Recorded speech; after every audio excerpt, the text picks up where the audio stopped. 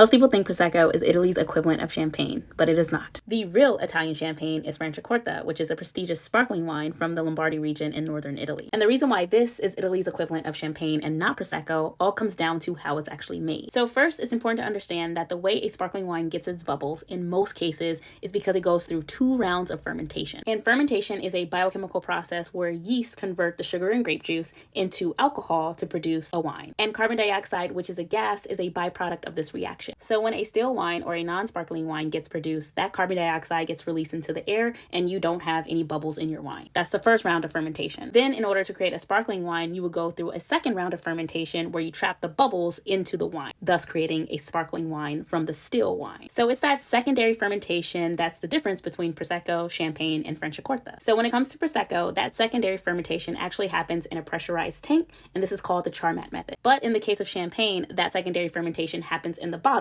and this is called the traditional method. And with Franciacorta, the same thing happens. That secondary fermentation happens in the bottle, making it more like a champagne than a Prosecco. So if you want to learn more about Italian wines and put your practice to use, I am planning a trip to Italy next year. And I have an interest form in my bio if you also want to come to Italy with me. There is no commitment by doing so. I just want to see who's trying to travel to Italy with me. Cheers.